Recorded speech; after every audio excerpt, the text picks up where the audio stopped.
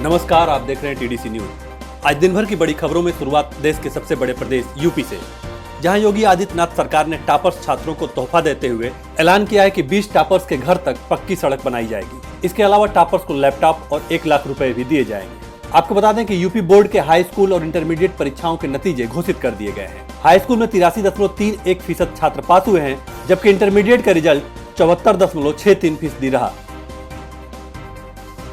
दूसरी खबर भी यूपी के शिक्षा जगत से ही, जहां शिक्षकों की नियुक्ति में आए दिन धांधली को लेकर प्रदेश की अपर मुख्य सचिव ने सभी जिलाधिकारियों को पत्र लिखकर राज्य के सभी विश्वविद्यालयों, महाविद्यालयों, निजी सहायता प्राप्त विद्यालयों में नियुक्त शिक्षकों की जांच करने के आदेश दिए हैं।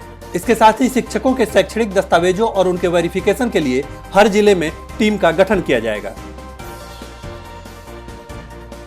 अब बात बिहार चुनाव की, जहां बीजेपी के पूर्व नेता और पूर्व केंद्रीय मंत्री यशवंत सिन्हा ने बिहार विधानसभा चुनाव से पहले प्रदेश में तीसरे मोर्चे का ऐलान कर दिया है।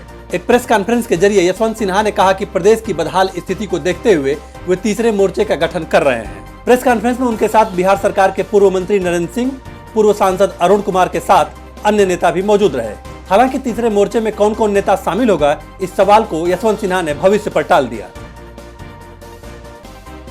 उधर राजीव गांधी फाउंडेशन को धन मिलने के आरोप पर शिवसेना ने कांग्रेस का बचाव करते हुए बीजेपी पर निशाना साधा है।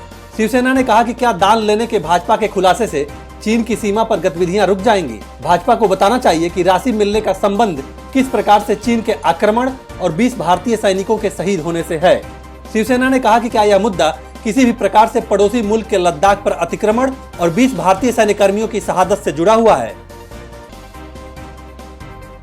उधर चीन की किसी भी हरकत का मुंहतोड़ जवाब देने के लिए भारतीय सेना ने तैयारी कर ली है, क्योंकि जिस तरह लद्दाख बॉर्डर पर चीनी सेना ने घेराबंदी की है और एलएसी के उस पार अपनी एयरफोर्स को तैनात किया है, ऐसे में आसमान से चीन की किसी भी हरकत को माकूल जवाब देने के लिए भारतीय वायुसेना ने मिसाइल डिफेंस सिस्टम तैनात कर दिया है, जो चीनी एयरफोर्स के किसी भी फाइटर जेट को चंद सेकंड में तबाह कर सकता है। वहीं चीनी मसले पर भारत को कूटनीतिक सफलता भी हाथ लगने लगी है। अमेरिकी विदेश मंत्री माइक पोम्पियो ने चीन को भारत और दक्षिण पूर्व एशिया के लिए खतरा बताया है। उन्होंने कहा कि भारत, मलेशिया, इंडोनेशिया और फिलीपीन जैसे एशियाई देशों को चीन से बढ़ते खतरे के मद्देनजर अमेरिका दुनिया भर में अपने सैनिकों की तैनाती की समीक्षा कर उन्हें इस तरह से तैनात कर रहा है कि वे जरूरत पड़ने पर चीन की सेना का मुकाबला कर सके। वहीं गलवान घाटी में भारत चीन के बीच तनाव के मद्देनजर एलएसी पर चीन के आक्रामक रुख को सीख देने की वैश्विक स्तर पर मांग उठने लगी है। अमेरिका के एक प्रभावशाली सांसद ने कहा कि पूर्वी लद्दाख में चीन की हालिया आक्रामकता पड़ोसियों के खिलाफ उसकी बड़े पैमाने पर सैन्य उकसावे वाली कार्रवाई का हिस्सा है और अमेरिका शांतिपूर्ण देशों को धमकाए जाने की चीन की नियोजित सैन्य कार्रवाई को बर्दाश्त नहीं करेगा। कांग्रेस सदस्य टेड योहो ने कहा कि अब दुनिया के लिए एकजुट होने और चीन को यह बताने का वक्त आ गया है कि अब बस बहुत हुआ। उधर पाकिस्तान ने महाराजा रणजीत सिंह की पुण्यतिथि पर करतारपुर कॉरिडोर को दोबारा से खोलने का फैसला किया है। पाकिस्तान के अचानक लिए इस फैसले पर भारत ने अपनी नाराजगी जाहिर की है। भारत ने कहा है कि करतारपुर कॉरिडोर को खोलने के लिए 2 दिन का नोटिस पीरियड द्विपक्षीय समझौते के खिलाफ है।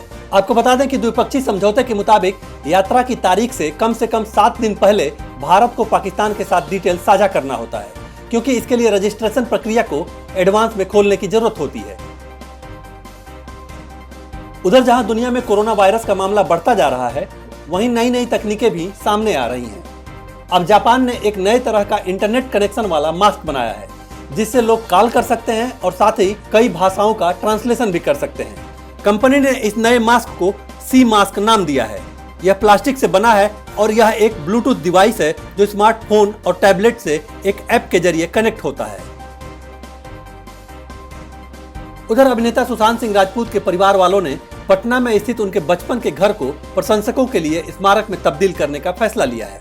सिनेमा, साइंस और स्पोर्ट्स जैसे हमेशा उनके दिल के करीब रहे क्षेत्रों में युवा प्रतिभाओं को सहयोग देने के लिए सुशांत का परिवार उनके नाम से एक फाउंडेशन का गठन भी करेगा, जिसका नाम सुशांत सिंह राजपूत फाउंडेशन यानी SSRF रखा जाएगा।